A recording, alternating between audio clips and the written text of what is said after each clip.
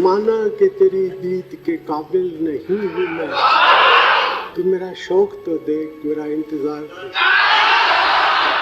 हमको है उनसे वफा की उम्मीद, जो जानते नहीं वफा क्या।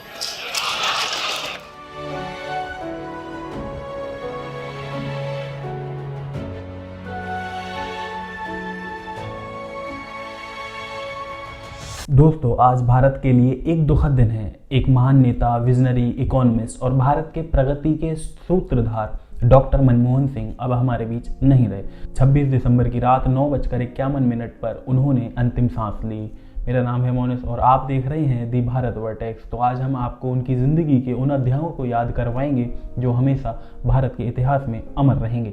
तो चलिए वीडियो को शुरू करते हैं। अगर आप इस वीडियो पर आए हैं तो वीडियो को अंत तक देखें। 26 सितंबर 1932 को ब्रिटिश इंडिया के पंजाब के गाह गांव में एक आम सिख परिवार में जन्मे डॉक्टर मनमोहन सिंह का जीवन एक सफर था, सपनों का, संघर्षों का। पार्टीशन के दुख और अपने परिवार के साथ भारत आने की कठिनाइयों ने उनके हौसले को कभी टूटने नहीं दिया। अमृतसर के एक स्कूल से पढ़ाई शुरू करते हुए उन्होंने पंजाब यूनिवर्सिटी में इकोनॉमिक्स की डिग्री ली, लेकिन उनका सपना यहाँ तक सीमित नहीं था। कैम्ब्रिज और ऑक्सफोर्ड जाकर उन्होंने दुनिया के सबसे बड़े स्कॉलर्स के बीच अपने प्रभाव को बनाया। उनकी ब्रिलियंस उनकी आइडेंटिटी बन गई। एक इकोनॉमिस्ट के रूप में भारत के लिए कुछ करने का सपना उन्होंने वहीं से देखा था। अपनी पढ़ाई के बाद डॉक्टर मनमोहन सिंह ने एक टीचर के रूप में अपने करियर की शुरुआत की, लेकिन उनकी विजन और मेहनत ने जल्दी ही उन्हें भारत के पॉलिसी मेकर्स की नज़र में ला दिया।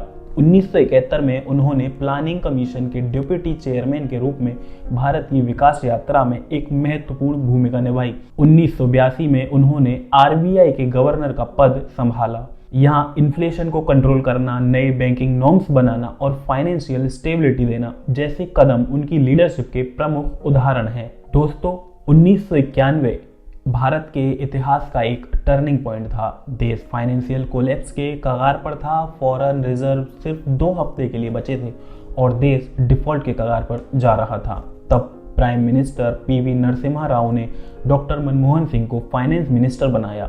ये एक ऐसा कदम था जो भारत की तकदीर बदलने वाला था। डॉक्टर मनमोहन सिंह ने अपने प्रथम बजट स्पीच में कहा था, no power on earth can stop an idea whose time has come. उन्होंने इकोनॉमिक रिफॉर्म्स की शुरुआत की जो भारत के लाइसेंस राज को खत्म करते हुए फॉरेन इन्वेस्टमेंट के लिए दरवाजे खोलती थी।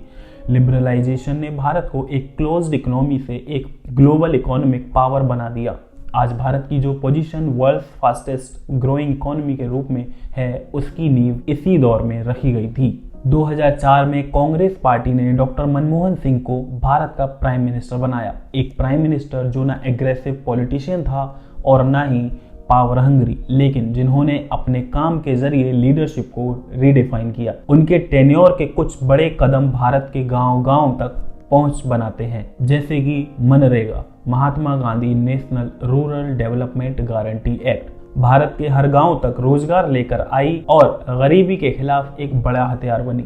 राइट टू एजुकेशन एक्ट, हर बच्चे को स्कूल जाने का हक दिया, जो भारत के भविष्य के लिए एक रिवॉल्यूशनरी कदम था। 2008 की न्यूक्लियर डील, उन्होंने अमेरिका के साथ एक हिस्टोरिकल न्यूक्लियर डील साइन की जो भारत के एनर्जी सेक्टर के लिए एक माइलस्टोन थी। उनके दौरान भारत की जीडीपी ग्रोथ 8 से 9% तक पहुंच गई, जो दुनिया भर के लिए एक मिसाल थी। उन्होंने G20 summits, brick conference and movements of diplomacy, कुछ ऐसे एक्ट जो इंडिया के लिए बहुत इंपॉर्टेंट रहे। इंटरनेशनल डिप्लोमेसी में भी डॉक्टर मनमोहन सिंह की लीडरशिप लाजवाब थी। उन्होंने भारत के रिलेशन को रशिया, चाइना और अमेरिका के साथ बैलेंस किया। ब्रिक्स और G20 समिट्स में भारत को एक रिस्पॉन्सिबल ग्लोबल पावर के रूप में प्रस्तुत करते हुए उन्होंने दुनिया के मंच पर एक यूनिक प्रेजेंस बनाई। उनका अप्रोच हमेशा भारत के लॉन्ग टर्म इंटरेस्ट के लिए था और ये उनकी पॉलिसीज में साफ दिखाई दिया। 26 दिसंबर 2024 की रात 9:51 पर डॉक्टर मनमोहन सिंह ने अपनी अंतिम सांस ली।